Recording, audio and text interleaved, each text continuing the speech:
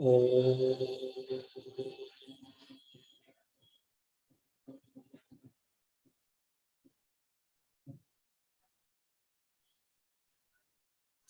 ओम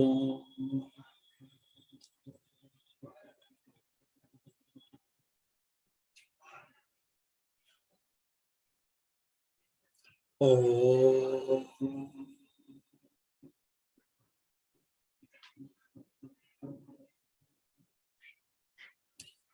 ओम सच्चिदानंद रूपाय विश्वोत्पत्त्यादि Hathaway तापत्रय विनाशाय श्रीकृष्णाय वयं नुमः।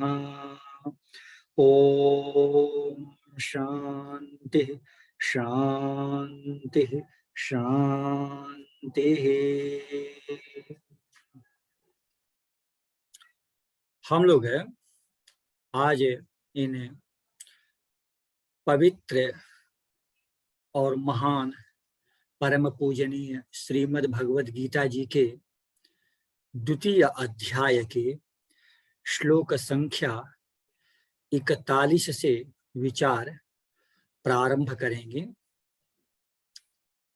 जैसा कि पूर्व में हम लोग विचार कर चुके हैं, आप महान गीता जी में परब्रह्म परमात्मा भगवान कृष्ण जी ने तो सामान्यतया अर्जुन को निमित्त बना करके संपूर्ण मानवता के लिए उपदेश दिया है, परंतु मुख्यतया 4 प्रकार के व्यक्तियों के लिए यह उपदेश केंद्रित है। और यदि हम विचार करें तो इन 4 प्रकार के व्यक्तियों में संपूर्ण मानव समाहित हो जाएंगे। उनमें पहले प्रकार के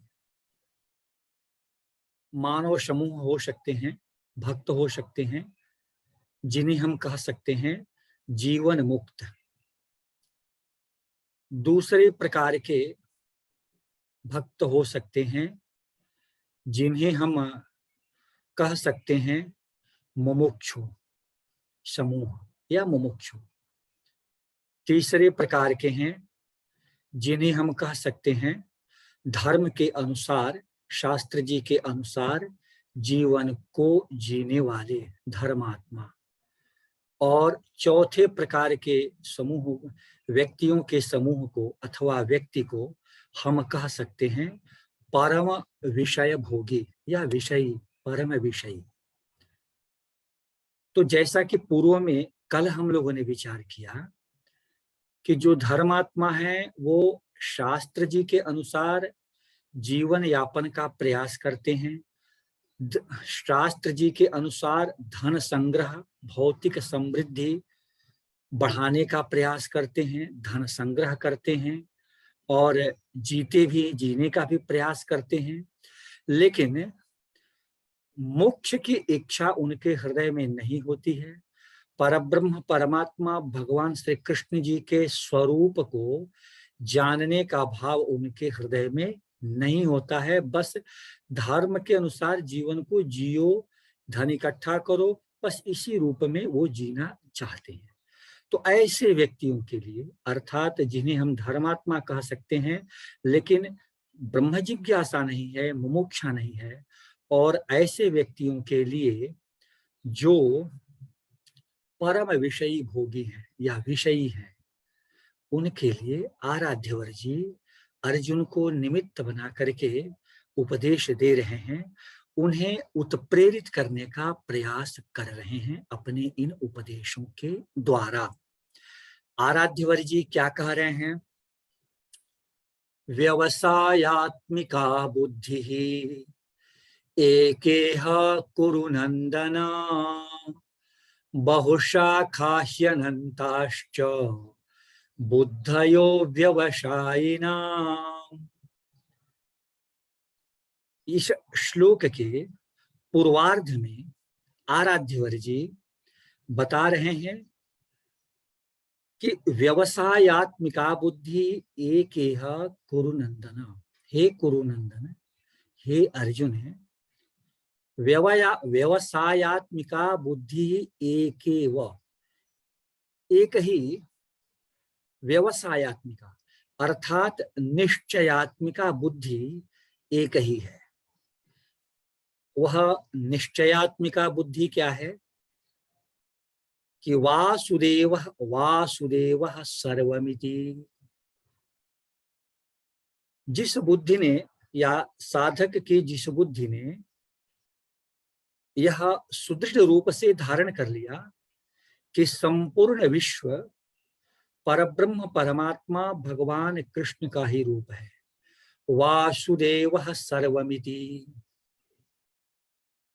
अथवा जिन साधक ने अपने हृदय में, अपनी बुद्धि में इसे सुदृढ़ रूप से स्थापित कर लिया कि सर्वम खलु इदं ब्रह्म, सब कुछ मेरे जो कुछ भी है वह आप परब्रह्म परमात्मा भगवान श्री कृष्ण जी ही हैं। इस प्रकार की जो निश्चयात्मिका बुद्धि है वह एक ही होती है। व्यवसायात्मिका बुद्धि एकेह कुरुनंदन। और आराध्यवर जी अब वीर अर्जुन को अगले उत्तरार्ध में कह रहे हैं इस श्लोक के कि बहुशाखाह्यनन्ताश्च बुद्धयो व्यवसायिना। ऐसे मानव, ऐसे व्यक्ति जो विषयी हैं, उन विषयी पुरुषों की बुद्धियां बहु शाखा, अनेक शाखाओं वाली होती हैं, अनेक शाखाओं वाली होती हैं। इसका भाव है कि उनकी बुद्धि में कभी यह होगा कि मुझे पुत्र हो जाए, मुझे पौत्र हो जाए, एक से अधिक पुत्र और पौत्र हो जाएं। प्रभु जी ने पुत्र पौत्र एक एक से अधिक उन्हें दे दिए। फिर उनकी बुद्धि में यह भाव आएगा, जो विषयी पुरुष हैं, कि बड़ा धन होता, गांव में तो घर है ही, एक काशी जी में भी घर हो जाता।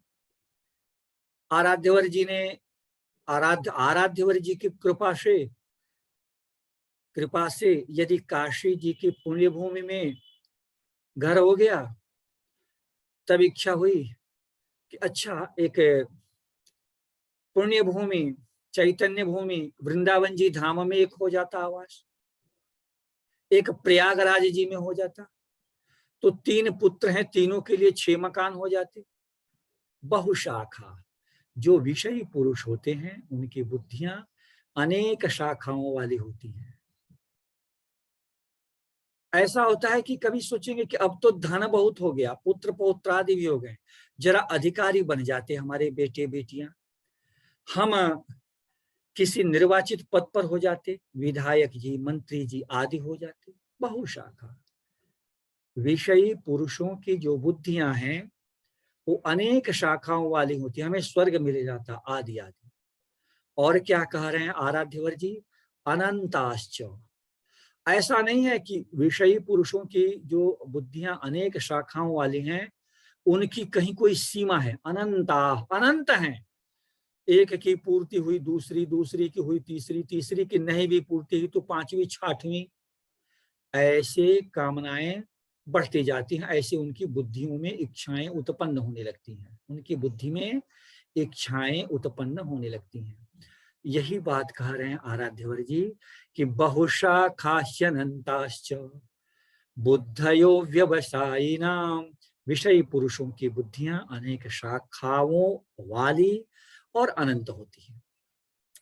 इसी को आगे और बढ़ा रहे हैं आराध्यवर जी। क्या कह रहे हैं, यामिमां पुष्पितां वाचं प्रवदन्त्य विपश्चितः वेदवादरताः पार्थ नान्यदस्तीति वादिनः कामात्मानः स्वर्गपरा जन्म कर्म फल प्रदाम क्रिया विशेष बहुलाम भोगैश्वर्य गतिम प्रति भोगैश्वर्य प्रसक्तानां तया परित चेतसां व्यवसायात्मिका बुद्धिः समाधौ न विधीयते। इन 3 श्लोकों में परब्रह्म परमात्मा भगवान कृष्ण जी अर्जुन को निमित्त बना करके हम सबको सकाम कर्म के दोषों को, उनकी कमियों को रेखांकित कर रहे हैं। आराध्यवर जी कह रहे हैं, क्या कह रहे हैं? यामिमां पुष्पितां वाचम् प्रवदन्त्यविपश्चितः अविपश्चितः। अविपश्चितः का अर्थ है अविपश्चितः, यहाँ नए समास है। विपश्चितः का अर्थ होता है विवेकी लोग, और अविपश्चितः का अर्थ होता है अविवेकी लोग। प्रवदन्त्यविपश्चितः, और इसे द्वितीय चरण में प्रथम श्लोक के जो अभी हम लोगों ने 3 श्लोकों का समूह में वाचन किया, समूह में वाचन इसलिए किया कि इन तीनों श्लोकों का समन्वित अर्थ हो रहा है, इसलिए 3 श्लोकों का वाचन एक साथ किया गया। तो प्रवदन्त्य विपश्चितः, यह प्रथम श्लोक का जो द्वितीय चरण है। अविपश्चितः, अविवेकी लोग प्रवदन्ति, प्रवदन्ति का भाव है कि जोर जोर से बोलते हैं। अपने मन में तो धारण रहता ही है सकाम कर्मों के प्रति, लेकिन न केवल अपने मन में सकाम भावों को धारण करते हैं, अपितु परिवार में, समाज में, मित्र मंडली में भी प्रवदन्ति, जोर जोर से इस बात को रखते हैं। कौन रखते हैं? अविवेकी जन। तो अविवेकी जन कैसे हैं? किनको आराध्यवर जी अविवेकी जन कह रहे हैं? तो अगली पंक्तियों में तृतीय चरण में आराध्यवर जी कह रहे हैं, वेदवादरता पार्थ, हे अर्जुन, वेदवादरता पार्थ नान्यदस्तीति वादिनः। ये तृतीय और चतुर्थ चरण है इस श्लोक का, और प्रथम चरण है यामिमां पुष्पितां वाचम् वेदवादरता। अविवेकी जन कैसे हैं? कि वेदवादरता, पूजनीय वेद जी में कर्म फल की प्रशंसा करने वाले जो वचन हैं, उन वचन में जिनका स्नेह है, उन वचनों में जिनका प्रेम है, ऐसे जो इमाम पुष्पिताम वाचम प्रवदन्ति, ये अच्छी लगने वाली वाणियों को जोर जोर से बोलते हैं। क्या अच्छी लगने वाली वाणियां हैं? यहाँ जो अभिपश्चितः का अर्थ है, वह आराध्यवर जी ऐसे व्यक्तियों के लिए, ऐसे लोगों के लिए अविपश्चितः, अविवेकी जन इस शब्द का प्रयोग कर रहे हैं, जो वेदवादरता। ध्यान रखें, वेद जी में कहे हुए कर्म फल के वचनों में जिनकी श्रद्धा है, जिनका प्रेम है, उन लोगों के लिए अविवेकी जन अविपश्चितः इस शब्द का प्रयोग आराध्यवर जी कर रहे हैं। वेदवादरता, ये अविवेकी जन कैसे हैं? प्रवदन्ति, जोर जोर से बोलते हैं और बड़ी प्रिय बात बोलते हैं। ये जो अच्छी लगने वाली बात बोलते हैं, क्या बोलते हैं? नान्यदस्तीति वादिनः, ये कैसे हैं अविवेकी जन? नान्यत अस्ति, अन्यत न अस्ति, अर्थात इस सृष्टि में स्वर्ग से बढ़ करके अन्य कुछ भी नहीं है। न अन्यत अस्ति। मैं पूर्व में आज के इस प्रसंग में भी प्रारंभ में कहा और अभी मैं इसे पुनः स्मरण में लाना चाहता हूं ताकि यह भाव स्पष्ट हो कि प्रभु जी इन 3 श्लोकों में जो बता रहे हैं यह ऐसे व्यक्तियों के लिए बता रहे हैं जो विषयी पुरुष हैं, परम विषयी पुरुष हैं। ऐसे व्यक्तियों के लिए बता रहे हैं जो शास्त्र जी में बताए हुए सकाम कर्म को ही केवल कर रहे हैं। शास्त्र विधि से धन को इकट्ठा करना, धन का उपयोग करना, खाना पीना, बस इतने ही तक जिनके विचार सीमित हैं, इन 2 प्रकार के व्यक्तियों के लिए उत्साहित कर रहे हैं कि इससे ऊपर उठो और ब्रह्म जिज्ञासा का भाव हो, मुक्ति का भाव हो तुम्हारे हृदय में, ये बताना चाह रहे हैं। तो इसीलिए इस बात को कह रहे हैं। तो उनके जो भाव हैं, वे जो सकाम पुरुष हैं, उन वे कैसे कहते हैं, इसको भगवान कह रहे हैं अविवेकी जन। ऐसे जो अविपश्चित हैं, अविवेकी जन हैं, वो क्या कहते हैं? नान्यदस्ति वादिनः, अन्यत न अस्ति इति वादिनः। वे कहते हैं समाज में, मित्र मंडली में, परिवार में, अन्यत नास्ति, जोर शोर से कहते हैं कि स्वर्ग से बढ़ करके अन्य कुछ भी नहीं है, बस नान्यदस्ति वादिनः। कामात्मानः स्वर्गपरा, 2 श्लोक का प्रथम चरण। कामात्मानः स्वर्गपरा जन्म कर्म फल प्रदाम। कामात्मानः स्वर्गपरा, वे कैसे होते हैं? अविवेकी जन।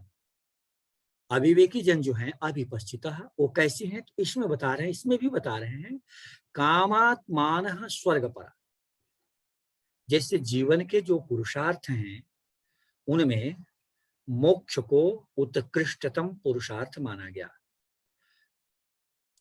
तो ये क्या कहते हैं? कामात्मानः स्वर्गपरा, ऐसे व्यक्तियों के लिए स्वर्ग उनका परम पुरुषार्थ है। कामात्मानः स्वर्गपरा, भगवान कहते हैं ऐसे अविपश्चितः, इस प्रकार के जो अविवेकी लोग हैं, स्वर्ग ही उनके लिए परम पुरुषार्थ है। और क्या कह रहे हैं प्रभुवर जी? जन्म कर्म फल प्रदान। ये जो कुछ भी कर्म करते हैं ना, ये जन्म कर्म फल प्रदान, जन्म रूपी कर्म फल को देने वाले हैं। ये जो अविवेकी जन जो जोर जोर से बातें कहते हैं कि वेद जी में यह बात है, स्वर्ग कामो यजेत, स्वर्ग की इच्छा वाला इस प्रकार के यज्ञ को करे, अग्निष्टोम आदि यज्ञों का व्याख्यान करते हैं, उनके यज्ञों की का वर्णन करते हैं। तो यदि स्वर्ग भी प्राप्त हो जाए तो स्वर्ग में भी पुण्य की समाप्ति के बाद पुनः इस लोक में उन्हें आना है। जन्म कर्म फल प्रदान, उनका यह जो कर्म है परम पुरुषार्थ, परम पुरुषार्थ। कामात्मानः स्वर्गपरा, स्वर्ग ही परम पुरुषार्थ है। इस प्रकार का स्वर्ग को पाना ही हमारा, हम मानवों का परम पुरुषार्थ है। इस प्रकार के भाव को हृदय में रख करके वेद जी में कहे हुए अग्निष्टोम आदि, पुत्रष्टि आदि यज्ञ को करते हैं, फल को और उसके फल को पाते हैं।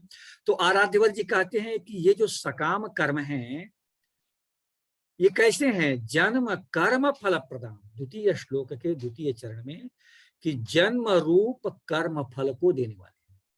अर्थात यदि उनके विचार में जो उत्कृष्टतम परम पुरुषार्थ स्वर्ग प्राप्ति है वह मिल भी जाए तो भी जन्म रूप कर्म फल को देने वाला है। अर्थात स्वर्ग से पुनः स्वर्ग में पुण्य फल को भोगने के बाद ऐसे अविवेकी लोग पुनः इस धरती पर वापस आ जाते हैं। जन्म कर्म फल प्रदान। और इसके लिए वो करते क्या हैं? तो कह रहे क्रिया विशेष बहुलाम भोगैश्वर्य गतिम प्रति। क्रिया विशेष बहुलाम भोगैश्वर्य गतिम प्रति, भोग और ऐश्वर्य की प्राप्ति के लिए। भोग और ऐश्वर्य क्या है? तो भोग कहते हैं इंद्रियों का विषयों के साथ संयोग होने से जो क्षण भंगुर कुछ समय के लिए थोड़ी सी थोड़े से समय के लिए, कुछ समय के लिए, और फिर नष्ट हो जाने वाले जो थोड़ा अच्छा अनुभव होता है, उसी को कहते हैं भोग। और ऐश्वर्य है कि मेरे पास इतना महल है, इतनी बड़ी बड़ी महंगी गाड़ियां हैं, सेवक हैं, सेविकाएं हैं, इतने स्वर्ण हीरे जवाहरात आदि के आभूषण हैं, यज्ञ आदि अवसरों में, विवाह आदि उत्सवों में उसका प्रदर्शन करते हैं, यह कहते हैं ऐश्वर्य। तो ये जो अविवेकी लोग हैं इस प्रकार के, वो क्या करते हैं? भोगैश्वर्य गतिम प्रति क्रिया विशेष बहुलाम। भोग और ऐश्वर्य की प्राप्ति के लिए, भोग और ऐश्वर्य की प्राप्ति के लिए क्रिया विशेष बहुलाम, बहुत प्रकार की क्रियाओं का संपादन करते हैं, बहुत प्रकार के यज्ञ आदि का अनुष्ठान करते हैं, जो वेद जी में बताए हुए हैं। बहुत प्रकार के कर्म करेंगे, अनुष्ठान करेंगे, यज्ञ आदि करेंगे। ये सब किस लिए करेंगे? भोग और ऐश्वर्य की प्राप्ति के लिए। भोग ऐश्वर्य गतिम प्रति। और इतना ही नहीं है, इन कर्मों को करते करते उनकी स्थिति कैसी हो जाती है? तो आराध्यवर जी तृतीय श्लोक के पूर्वार्ध के 2 चरणों में इसे कह रहे हैं।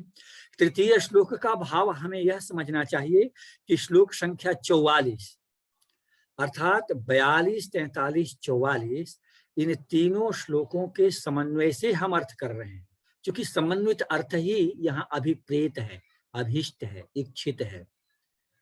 तो यह जो तृतीय शब्द है अर्थात 44वें श्लोक में आराध्यवर जी कह रहे हैं, 44वां श्लोक द्वितीय अध्याय का, कि भोगैश्वर्य प्रशक्तानाम तया परहित चेतसाम। ये जो अविवेकी लोग हैं, जो 42वें श्लोक में और इन समन्वित 3 श्लोकों में पहला जो श्लोक है, प्रवदन्त्य विपश्चितः, अज्ञानी लोग, अविवेकी लोग जो जोर जोर से बोलते हैं, उनकी क्या स्थिति है? कि भोगैश्वर्य प्रशक्तानाम, भोग और ऐश्वर्य में आसक्त है। आसक्त का अर्थ होता है डूबे हुए। डूबे हुए, देखें, डूबे हुए यह शब्द यह है कि वह इस प्रकार से डूबे हुए हैं भोगों और ऐश्वर्यों में कि उससे निकलना, उन भोगों और ऐश्वर्यों से निकलना उनके लिए बड़ा ही दुरूह कार्य है। भोगैश्वर्य प्रशक्ताना। अर्जुन के मन में भाव है, ऐसा क्यों?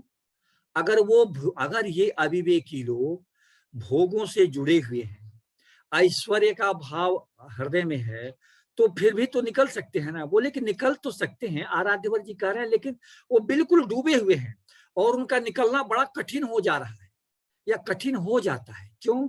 तया पहृत चेतसाम। ये जो पूजनीय वेद जी में कर्म फल का प्रतिपादन करने वाले जो वचन हैं, उन वचनों ने उनको तया पहृत चेतसाम, उस वाणी ने, उन वाणियों ने, उन वचनों ने उनके चित्त का अपहरण कर लिया है। तया पहृत चेतसाम, अपहरण कर लिया है। अर्थात उन वचनों ने इस प्रकार से अपहरण कर लिया है कि उनका अपना विवेक लगभग समाप्त सा हो जाता है, वो सोच नहीं पा रहे हैं।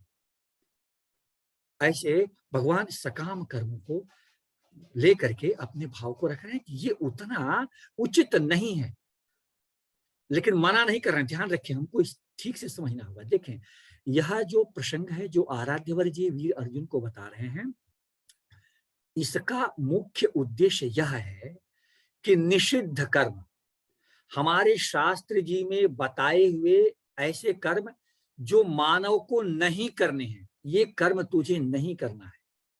माताजी पिताजी का अपमान नहीं करना है, चोरी नहीं करना है, हिंसा नहीं करनी है, किसी को के प्रति अत्याचार नहीं करने हैं, किसी के धन संपत्ति का बलपूर्वक अपहरण नहीं करना है, किसी के धन और संपत्ति का छल प्रपंच आदि पूर्वक हरण नहीं करना है। ये जो शास्त्र जी में जो निषिद्ध वचन हैं, इन निषिद्ध वचनों को करने में जो लगे हुए हैं, उनको निषिद्ध वचन करने से रोक करके पुण्य कर्म करने वाले वचनों में लगाया जा सके, इसलिए सकाम कर्मों का पूजनीय वेद जी में वर्णन किया गया है, प्रतिपादन किया गया है। ये भाव है। लेकिन वे लोग यहीं ठहर न जाएं कि बस ठीक है, हम पुण्य कर्म करके धन अर्जन करके बस इतने ही तक जीवन है। ऐसा नहीं है। जीवन, हमारा जीवन का परम पुरुषार्थ परब्रह्म परमात्मा भगवान कृष्ण जी के स्वरूप का अनुभव और उनकी प्राप्ति है।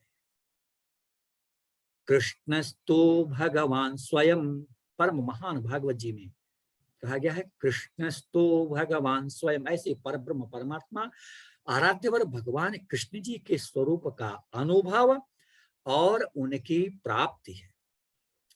तो आराध्यवर जी कह रहे हैं, तया पहृत चेतसा, कर्म फल का प्रतिपादन करने वाले जो पूजनीय वेद जी के वचन हैं, उनमें बिल्कुल वो उन वचनों ने इनके चित्त का हरण कर दिया है। ऐसे जो अविवेकी लोग हैं, उनकी क्या है, व्यवसायात्मिका बुद्धि समाधौ न विधीयते। इनके ऐसे अविवेकी लोगों को बुद्धि, निश्चयात्मिका बुद्धि स्थिर नहीं हो पाती है। कारण यह है कि वो बिल्कुल उन वचनों ने, कर्म फल का प्रतिपादन करने वाले वचनों ने उनके चित्त का हरण कर लिया है। चित्त के हरण, तयापहृत चेतसाम, चित्त का हरण कर लिया है। इसका भाव है कि जब चित्त का हरण कर लेंगे तो उनके चित्त की स्वतंत्र सत्ता का अभाव हो जाएगा, और यहां पर आकर के निषिद्ध कर्म से सकाम कर्म तक आए, और सकाम कर्म से निष्काम कर्म की तरफ हमें बढ़ना है, यहां सोचने की क्षमता का अभाव हो जाए। यही है, तयापहृत चेतसाम व्यवसायात्मिका बुद्धि समाधौ न विधीयते। अब देखें, इस प्रसंग में, इन 3 श्लोकों में जो हम लोगों ने विचार किया, उसमें आराध्यवर जी सकाम कर्म को थोड़ा और कर्म मान रहे हैं, अर्थात प्रशंसनीय नहीं मान रहे हैं, और ये प्रसंग अभी आगे चलेगा। हम लोग आज परम पवित्र, परम पूजनीय, ज्ञान का साक्षात स्वरूप और आराध्यवर परब्रह्म परमात्मा भगवान कृष्ण जी की स्वयं साक्षात चैतन्य वाक, आप श्रीमद् भगवद गीता जी के विमर्श में यहीं उनकी कृपा से यहीं विश्रांति लेते हैं, और उनके ही अनंत अनंत अहेतु की कृपा से अगली चर्चा में हम लोग विचार करेंगे। ओम पूर्णमदः पूर्णमिदं पूर्णात् पूर्णमुदच्यते पूर्णस्य पूर्णमादाय पूर्णमेवावशिष्यते। ओम शांति शांति शांति।